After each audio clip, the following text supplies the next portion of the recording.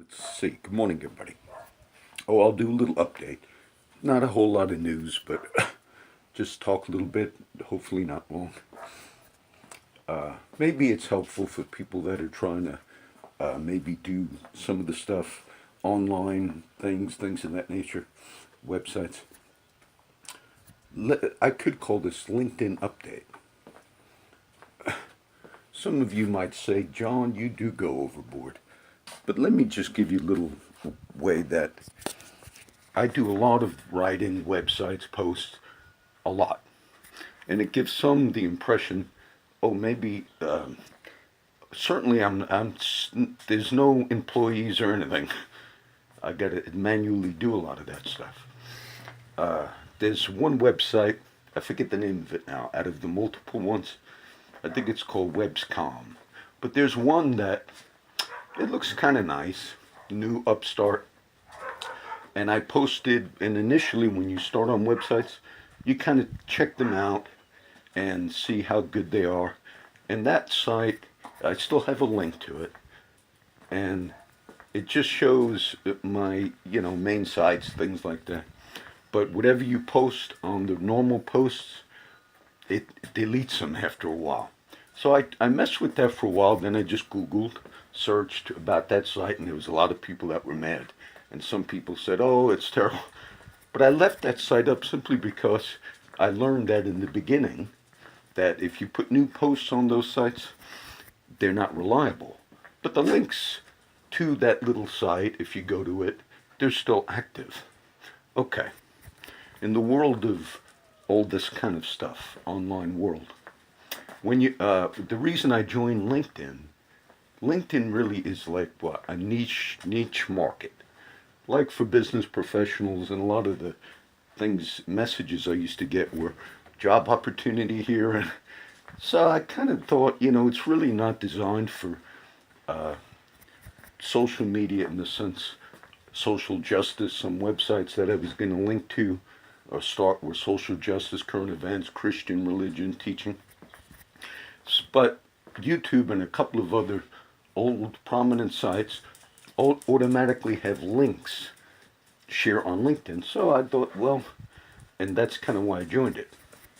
But what you do is, as you begin testing out various websites, you want to make sure that if you start linking, meaning sharing links, John posted a thing on LinkedIn, John posted this on LinkedIn, you want to make sure before you do about 2,000 shares, links, posts, that you're not dealing with like the Webscom. Why?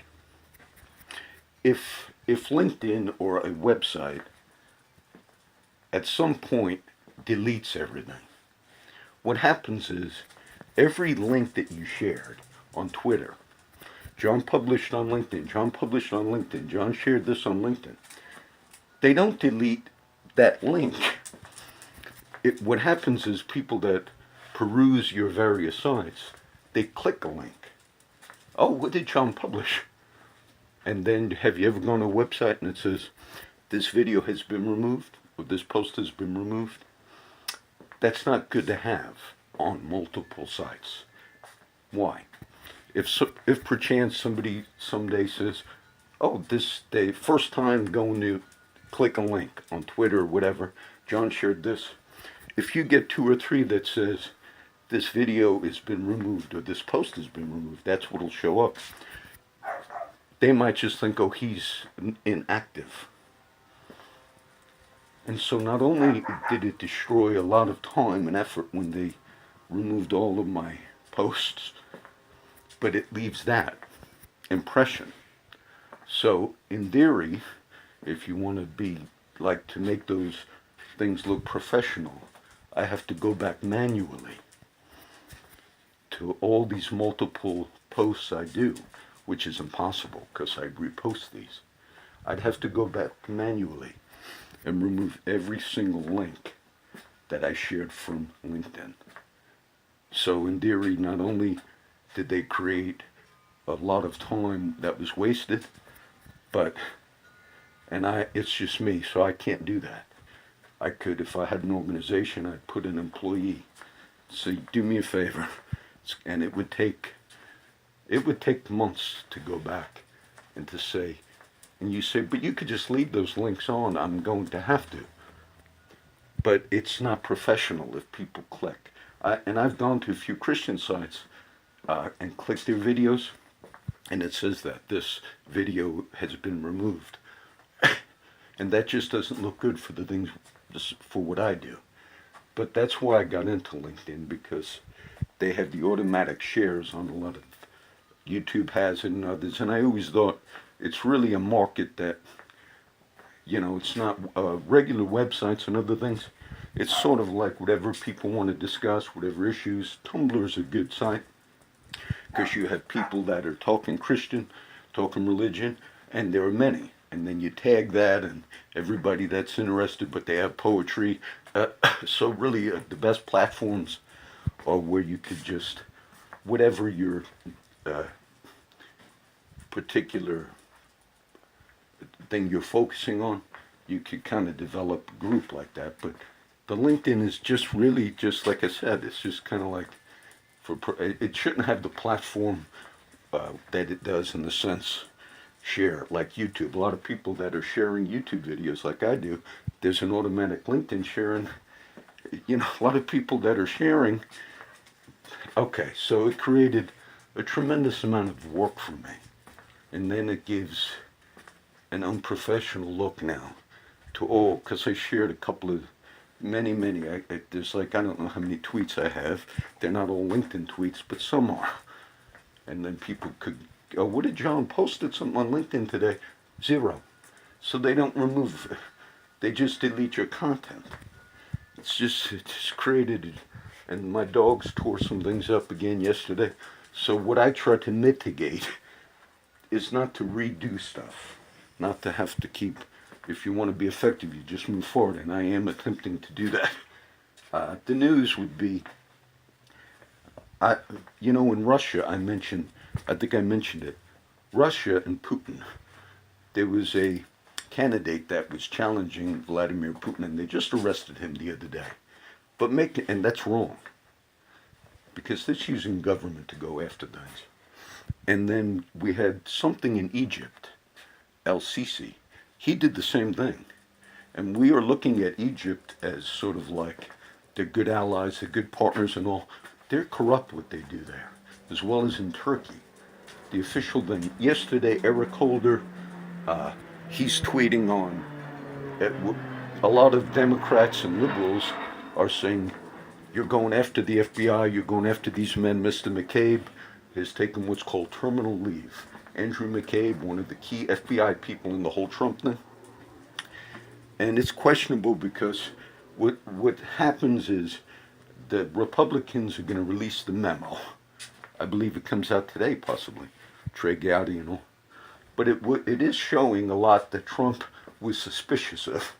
And I don't want to recap the whole thing, but when Mr. Holder said he comes out strong, like how dare you go after the FBI now, it was under Mr. Holder as the Attorney General that they committed some of the worst crossing lines government, because the Justice Department illegally went after Cheryl Atkinson, illegally tapped into her computer for no actual purpose except to use the government politicized under Mr. Obama. You politicized that Justice Department when you did that. And the books written on it and the media didn't care. And when governments, when it's a Putin or whoever, El-Sisi from Egypt, when they have power as leaders, presidents, kings, whatever they refer to, pharaohs, and then you use those official arms of government to go after your political enemies, that's a high crime. That's a high crime. And I understand Mr. Holder or Mr. Comey, their view is sort of like, we are righteous warriors. If it was exposed that Mr. Trump used that Justice Department or that FBI to spy on Hillary or to spy on a reporter and to legally tap into a reporter and to say, we're going to start, and that's what happened under the Obama Justice Department. And they got away with it because of the way the media is in this country. And so there's a tremendous unevenness. And the so-called Mr. McCabe was one of the top guys. Him and the other Lisa Page and Strzok and all these people. There's a lot of like the text that went back and forth in the investigation of Mr. Trump and things they said. And I remember the mainstream media released one thing in defense. They're on the other side of the whole thing. They said, look, he said something bad about Bernie Sanders too. Understand, that's proving that some of the narrative of Mr. Trump is correct. Why? Because the people that were going after, the people that wanted Hillary to get in, or they were afraid that she was going to get elected and they maybe didn't want to bring charges against her, a lot of Hillary supporters did not like Bernie Sanders. Okay, because they felt like Bernie Sanders, like it sort of like a third party candidate, Ross Perot thing. He was taking away votes from Hillary. So pro-Hillary people who would do things in her favor by not charging her would also make statements anti-Sanders. But when the media released some anti-Bernie Sanders statements from these FBI people, they did it in a way to say, see, he didn't like liberals either. No, that meant he was a big Hillary supporter. That's what that meant. So there's a game that we see, that's played. And we'll see what happens today on. I'm not sure if that memo was released, and they make a big thing about it. Dianne Feinstein, who also sits on one of these committees, she arbitrarily broke the law about a week ago and herself released information from these investigations. And she said, I'm just going to put it out. Look, that was a crime what that woman did. And then she actually realized later it was, and she said, well, I had the flu. I was sick, I wasn't thinking right. Can you imagine if one Republican openly just released it? And the Mueller investigation, the special counsel, the last 2 weeks from that office, they had been breaking the law by leaking things. Now, obstruction of justice basically would mean you're trying to prevent justice. And by them withholding a lot of stuff on their side as well, FBI or Mr. Holder's Justice Department, when they illegally went after Cheryl Atkinson, that was obstruction of justice because you did it unjustly. It might not meet the criteria that you deem obstruction. And so supposedly we want to find out truth about things, or we seek justice. And look, that's a big theme in Scripture. And so I just wanted to give you that update. That's why I'm upset. When I went on the websites, before you start tweeting out and sharing thousands of links from LinkedIn. John published on LinkedIn. John did this on LinkedIn. John did, and I've done a lot of those because I consider them reputable.